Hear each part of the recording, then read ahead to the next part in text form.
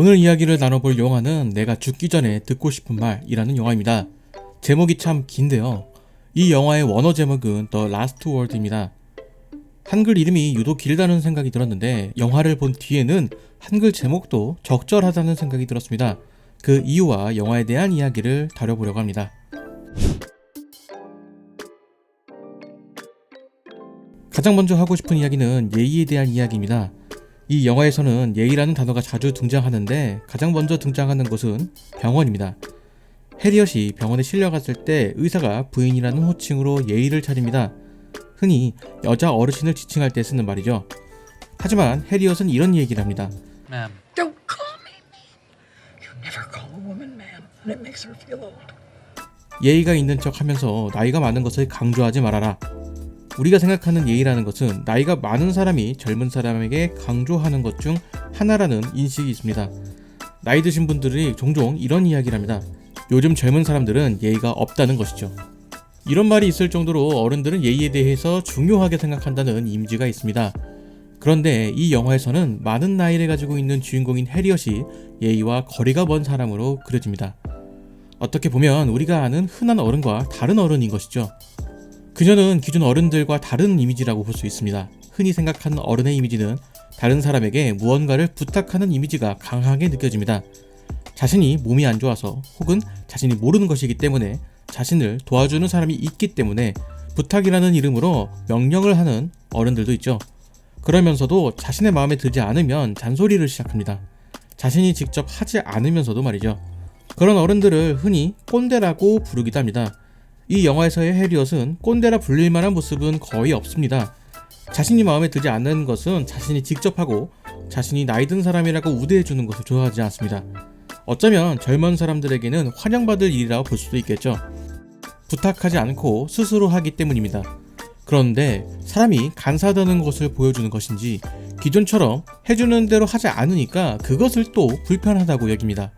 그 이면에는 아무도 해리엇이 옳다고 한 것에 반박하려고 하지 않았다는 이유도 있을 것입니다. 극중 주인공인 앤이 해리엇의 말에 반박한 거의 유일한 인물일 것입니다. 그러다 문득 이런 생각이 들었습니다. 해리엇은 자신이 원하는 것을 정확하게 말하고 있습니다. 그렇기에 오히려 대처하기 편한 것이 아닌가 하는 생각이죠. 한국에서는 돌려 말하는 문화가 있기 때문에 그 의중을 정확하게 파악하기 어려울 때가 많습니다. 물론 미국이라고 모든 사람들이 직접적으로 말하지는 않습니다.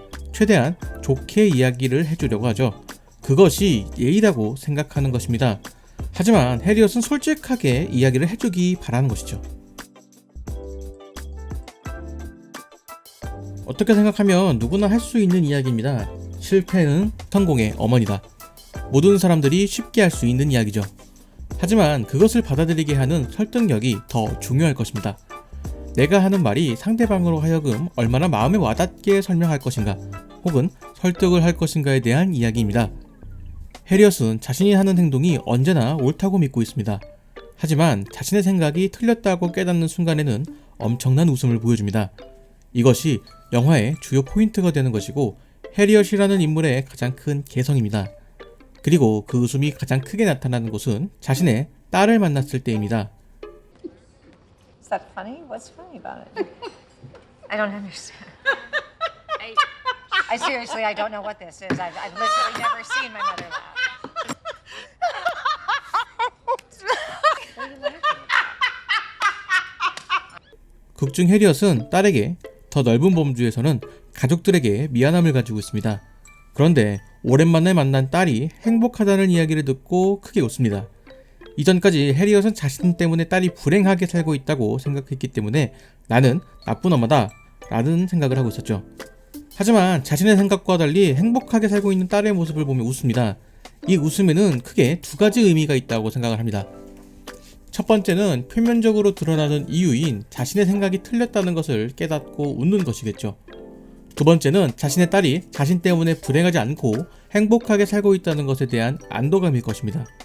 제가 주목한 것은 두 번째 이유보다는 첫 번째 이유입니다. 왜 해리엇은 자신이 틀렸다는 것을 알게 되는 순간을 좋아하는 것일까요? 이것 또한 해리엇이 상당히 개방적이라는 증거이기도 할 것 같습니다. 보통 나이가 들면 자신의 생각에 대해 견고해지기 마련입니다. 많은 세월을 살아가면서 쌓은 지식도 있지만 무엇보다 경험이 가장 중요하다고 여기는 세대일 것입니다. 경험을 통해서 이전과 생각이 달라진 경우도 있고 그런 기억들이 꽤 쌓여 있기 때문이죠. 해리엇도 그런 경험에 의해서 지금의 성격이 만들어진 것입니다. 이 과정에서 대부분의 사람들은 자신의 이념이나 주장에 대해서 항상 옳다고 믿고 있습니다. 정확하게 말하면 그렇게 믿고 싶은 것일지도 모르겠습니다.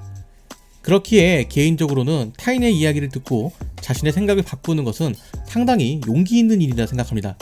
사람들은 자신의 생각이 틀렸다는 것을 내가 졌다라는 이미지로 생각하게 됩니다. 그렇기 때문에 자신의 의견이 틀렸다고 밝혀지는 것에 대해서 두려워한다고 생각합니다. 이런 이유로 자신의 생각을 바꾸는 것은 자신의 패배로 느껴질 수도 있는 것이죠. 때문에 자신의 생각이 틀렸다고 말하는 사람에게 적개심을 가지게 되고 그 과정에서 패배감을 피하기 위해서 더 강하게 주장을 하거나 아예 부딪히지 않기 위해서 자신의 의견을 이야기하려 하지 않거나 논쟁을 피하려고 합니다. 해리엇이 자신의 생각이 틀렸다는 사실에 즐거워하는 이유는 그녀가 자존감이 높은 사람이기 때문이라고 생각합니다. 그녀는 자신이 하고 싶은 일을 추진하는 의지가 강하고 그 어떤 누구에게도 직언을 서슴없이 날리곤 합니다. 그렇다고 그녀가 승리했다고 생각하지도 않고 패배했다고 생각하지도 않는 것 같습니다. 다만 거짓말을 하지 않는 것뿐이죠. 거짓말을 하려고 하지 않는 그녀의 성격 때문에 앤은 로빈과의 데이트 자리에서 자신의 속마음을 끄집어내려는 해리엇이 하는 이야기를 기분 나쁘게 생각합니다. 앤은 자신이 별 볼 일 없다고 생각하는 사람입니다. 아마 대부분의 사람들이 그럴 것이라고 생각이 드는데요. 이전에 봤던 영화인 지랄발광 17세에는 이런 대사가 등장합니다. 사람들은 대부분 자신이 특별하다고 생각을 한다. 그 특별함은 남들보다 못하다는 것이다. 자신이 별 볼 일 없다고 생각하기 때문에 다른 사람이 자신의 본 모습을 알았을 때 실망을 할 것이라고 생각을 합니다. 어쩌면 이것도 실패에 대한 두려움이겠죠. 인간관계에 대한 실패, 하지만 그 별 볼 일 없는 일이 밝혀지고 앤은 오히려 로빈과 가까워졌습니다. 실망할 수 있다는 것을 이해하기 때문에 그런 이야기를 나에게 해주었다는 것은 상대가 나를 특별하게 생각해준다는 의미로 받아들일 수 있기 때문이죠. 영화의 마지막을 보면 앤이 이런 이야기를 합니다. 저는 저 자신을 별 볼 일 없는 사람이라 생각을 했고 해리엇은 나를 능력 있는 사람으로 봤다. 이것은 사람에 따라 혹은 세상을 바라보는 기준에 따라 다르게 보인다는 생각을 해봤습니다. 기존의 앤은 사회가 원하는 객관적인 기준으로 자신을 봤습니다. 자신은 남들보다 스펙도 조금 떨어지고 능력도 떨어지는 사람이라고 생각을 하고 있었습니다. 하지만 해리엇은 이 사회의 기준이 아닌 개인을 봤습니다. 그 개인이 어떤 성격을 가지고 있고 어떤 능력을 가지고 있는지에 대해 집중을 했고 그렇기에 조금 더 현실적인 이야기를 해주고 싶었던 것은 아닐까라는 생각을 해보게 됩니다. 결국 세상을 살아가는 것은 자신이기 때문에 자신을 기준으로 나를 생각하는 것이 더 행복한 길로 가는 인생이지 않을까라는 생각을 해보게 됩니다.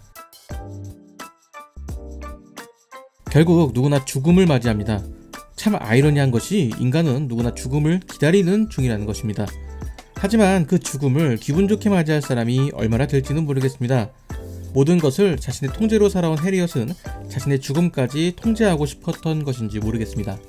흔히 말하는 죽을 준비를 하고 있었던 것이죠. 그의 일환으로 자신의 사망기사를 내고 싶어 합니다. 좋은 내용의 사망기사를 위해서 해리엇은 이런저런 준비를 합니다. 그것이 영화의 주된 내용인 것이죠. 그런데 남의 시선을 의식하지 않았던 해리엇이 왜 자신의 사망기사에는 좋은 이야기를 담고 싶었던 것일까요? 자신의 사망기사를 준비하면서 해리엇은 자신이 여태까지 하고 싶었던 일을 하게 됩니다. 라디오 DJ도 하게 되고 오랫동안 연락을 하지 않았던 딸을 만나게 되는 등의 일을 하게 됩니다. 어떻게 보면 죽기 전에 버킷리스트를 실행하고 있다고 생각할 수도 있을 것 같습니다. 혼자 집에서 외롭게 지내던 해리엇은 우연히 쏟은 와인을 신문지로 닦다가 신문에 있던 사망기사를 보며 자신의 죽음에 대해서 생각해보게 된 것 같습니다. 어떻게 보면 그녀에게도 용기가 필요했던 것은 아닐지 생각해보게 되네요. 자신이 죽기 전에 하고 싶은 일에 대한 열정도 있을 것이고 정리도 필요할 것입니다. 그것을 같이 해줄 사람으로 앤을 선택한 것이겠죠. 그리고 그녀의 도움으로 그녀는 많은 것을 하게 됩니다. 모든 것을 다 가진 것 같았던 그녀도 정작 자신이 하고 싶은 것을 해보는 것에 대해서는 용기가 필요했던 것이죠. 가장 대표적인 것이 오래전 이별했던 딸을 마주하는 것이라 생각합니다. 앞서서도 이야기했지만 죽기 전에 딸에 대한 정리가 필요했을 것입니다. 그리고 본인이 마음을 먹었다면 충분히 할 수 있는 일이었죠. 그녀의 남편은 딸이 어디 살고 있는지 알고 있으니까요. 하지만 완벽한 것 같은 그녀에게도 이런 순간은 어려운 일이었을 것 같습니다. 그리고 그녀 또한 앤의 영향으로 딸을 마주할 수 있게 되었습니다. 그렇다면 이 영화가 말하는 The Last Word, 내가 죽기 전에 가장 듣고 싶은 말이라는 제목은 무엇을 의미하는 것일까요? 이 제목의 의미는 영화의 대사를 보면 짐작할 수 있을 것 같습니다. 어마어마하게 실패를 해야 배울 수 있다. 야망은 자기 회의에서 무너지는 법이다. 그저 좋은 날보다는 의미 있는 하루를 보내세요. 위험을 무릅쓰고 어리석은 일을 하겠는가? 위험을 무릅쓰고 대단한 일을 하겠는가? 네가 실수를 만드는 것이 아니라 실수가 너를 만드는 것이다. 아마 해리엇도 이렇게 살지는 못했을 것 같습니다. 누군가에게 하는 충고는 자신의 경험도 투영되어 있지만 자신이 하지 못했던 희망이나 바람도 포함되어 있다 생각합니다. 자신의 인생에서 한 실패를 앤이 똑같이 겪지 않았으면 하는 마음에서 이런 말들을 하는 것이 아닐까라는 생각이 듭니다. 과거 자신의 비디오를 보면서 만족스럽지 못한 반응을 보인 것은 그런 이유가 아닐까 생각합니다. 마지막으로 이 영화는 주연 배우인 셜리 맥클레인과 아만다 사이프리드가 직접 제작에 참여한 영화입니다. 기획 단계에서부터 같이 영화를 기획하였기 때문에 배우 자신이 하고 싶은 이야기, 특히 셜리 맥클레인이 하고 싶은 이야기가 담겨 있는 것이 아닌가 하는 생각이 들었습니다. 자신이 하고 싶은 이야기를 자신이 직접 하는 것만큼 효과적인 전달 방식은 없을 것입니다. 그렇기에 이 영화는 셜리 맥클레인이 하고 싶은 이야기를 담은 것이 아닐까라는 생각이 듭니다. 내가 죽기 전에 가장 듣고 싶은 말이라는 영화를 보면서 제가 들었던 생각에 대해서 이야기를 해봤습니다. 여러분들은 어떻게 생각하셨는지 모르겠습니다. 영화에 대해 궁금한 점이나 더 이야기하고 싶은 내용이 있다면 댓글로 달아주시면 저도 그 내용에 대해서 다시 한번 생각해보는 시간을 가져보도록 하겠습니다. 저는 다른 영화 이야기로 돌아오도록 하겠습니다.